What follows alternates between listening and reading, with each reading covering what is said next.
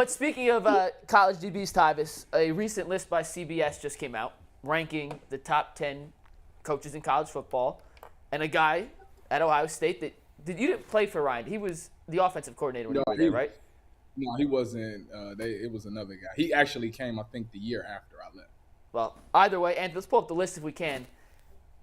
Ryan Day came in at number 6. Here's the first 5. Tough to argue with the top couple. You had Nick Saban, Kirby Smart, Dabo Swinney, Lincoln Riley, and Jimbo Fisher rounding out the top 5. And then 6 through 10 starts with Ryan Day, Brian Kelly at LSU now, Kyle Whittingham at Utah, Jim Harbaugh, and Mike Gundy. So, Tyvis, let you start with this. Is Ryan Day a top 5 head coach in college football right now? Absolutely. I would really put him above Lincoln Riley. I mean, if you look at it, Lincoln Riley hasn't even been to the big dance yet. He's had some great teams with Baker Mayfield and Kyler Murray at Oklahoma, but he's never made it past the semi round to make it to the championship. At least Ryan Day has been there. Obviously, it didn't go well, but he has been there. So with that being said, I think that, and on top of that, he's produced elite quarterbacks as well. I mean, he had 2 quarterbacks go first round. So if we going off of that alone, I mean, puts him right there above or next to Lincoln Riley. So I don't understand how they got him at 6. That's jacked up. Why is Jimbo Fisher 5? What's Jimbo Fisher done? He's got a lot of oil money in Texas. He won a national championship at Florida State, though. Okay, fair. That's fair. That might be the one thing that differentiates those two if you're comparing them side by side. But I agree. If I have to look at Jimbo Fisher and Ryan Day, I'm taking Ryan Day over Jimbo Fisher every day of the week. And Kirby Smart at 2 is a lot of what have you done for me lately. I'd still put Dabo at 2. To me, it's Nick and Dabo and everybody else right now in college football. That's kind of insane, too. I think it's a tier 1 of Saban, Dabo, Kirby. Then drops. A tier. I mean, not a big drop, but then a tier. Then you have Ryan Day. Why you got Kirby like that, though? Like, Kirby. He just won the championship. He should have won it the year Tua won it his first year. I mean, they choked. He has not performed well in the biggest games, but I'd put Nick and Dabo and then everybody else. That's just me. Do it 2 then? Yeah. We're going to do it like that. Yeah, Nick and Dabo is definitely, because them 2 have won it a couple of times. I think Dabo's won it a couple of times. They won it. But and Clemson was trash before he got there. Yes. As far as Kirby, I mean, he literally just won it. This is like his first time winning it. Yeah, but they've been to the championship like 2 years ago. They've been to the championship, though. They should have beaten Alabama in the championship game, 2017, 2018, when Tua came in after Jalen Hurts was terrible in the first half through the pass to Devonta Smith to win it in overtime. I mean, they should have won that, and I think bringing Georgia with those expectations up to the caliber they've been the last few years and being in the championship game twice deserves a little more credit. But also, he fumbled the bag with Justin Fields. I mean, we can't overlook that. That was the number 1 recruit in the country that year with Trevor Lawrence, and you look how one's career panned out in Clemson, which led to a national championship, and I think at least one other appearance in the championship game when they lost to LSU. Justin Fields was a backup at Georgia before going to Ohio State. So let me ask you this. If Ryan Day goes out there and win the championship this year, does that put him next to Kirby? Hell yeah. Absolutely. No question. Okay. No question. He's 34-4 in 3 seasons. He's 34-4 in 3 seasons. Is he? So you got him over Lincoln Riley. He's over Lincoln Riley now. It's not even close. Listen, I got an A&M thing right here. He's above Jimbo Fisher. Is he 6? So why is this man 6? You know what, though? I like it. I'm not mad. Y'all know I'm a fan of people not being at number 1. If you ain't going to put me at number 1, don't even put me on the list. I need that extra motivation. And Ryan Day is a huge competitor. So him looking at that and seeing that, I'm sure he already got a lot on his mind, but I think that definitely added more fuel to the fire. And this team, like I say, is built to win, especially if that defense comes to play. So he should be holding that trophy up this season. Hey, Tyvis, I don't think I've asked you this. Ryan, to me, looks like an NFL coach, talks like an NFL coach, obviously has NFL experience. How long do you think – I think he's going to the NFL at some point. How long do you think he'll be in Columbus? I think that, you know what, and it's very controversial because I keep saying this and people was like, why do you say that? It's because it's my thought. This is my thought and my opinion.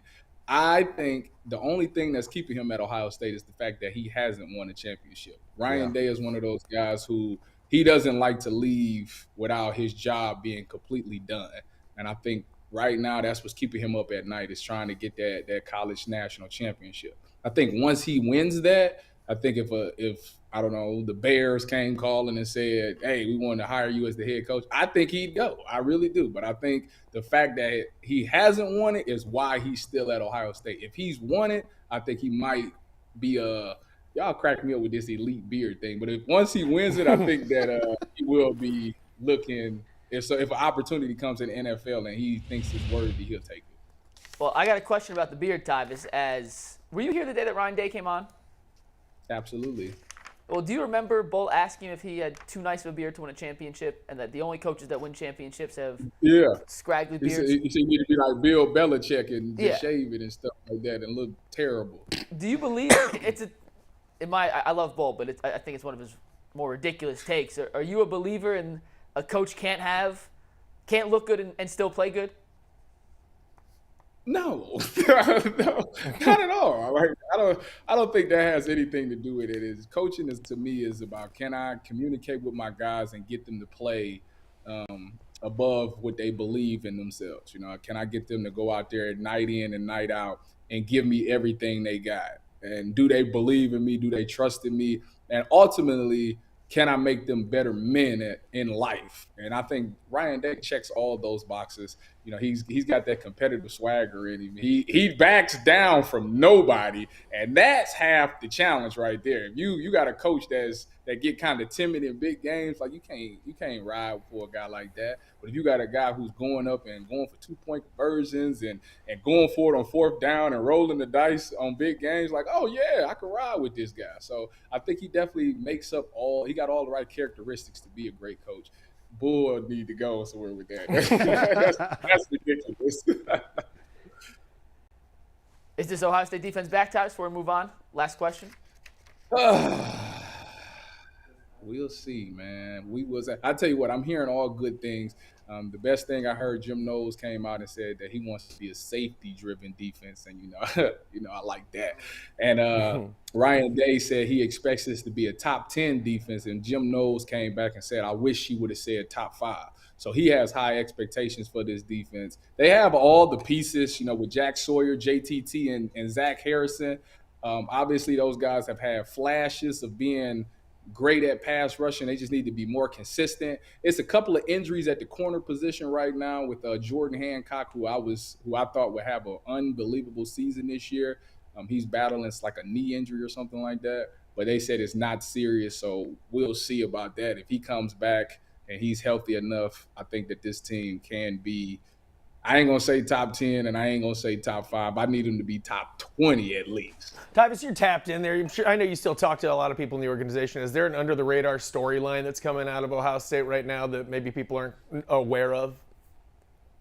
No, it's just a bunch of the most under-the-rated story is about the defense. It's not underrated. It's the biggest thing.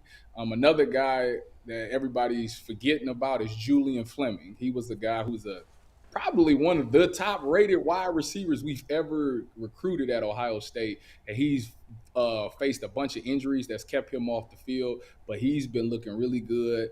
It's been question marks of who will be the third wide receiver. Everybody knows Jackson Smith and Jigma, and everybody knows Marvin Harrison Jr. from him having that incredible Rose Bowl game, but that third wide receiver spot has been the one that's been questionable, and right now Julian Fleming is looking like the guy that's going to take on that position, and he's primed to have a big season, so that's the name to be on the lookout for this year.